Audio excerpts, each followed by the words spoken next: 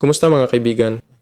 Sa video na to, ipapakita ko kung paano mag-download at mag-install ng mga mapa sa Minecraft. Buksan ang browser, i-type Free Maps Minecraft.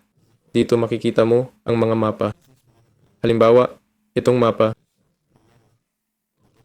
I-click, i-download. Habang nagda-download, hintayin.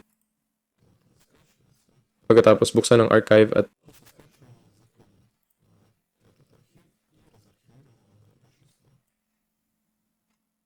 sa desktop, type run, tapos print up data %. Click OK, click .minecraft, click saves.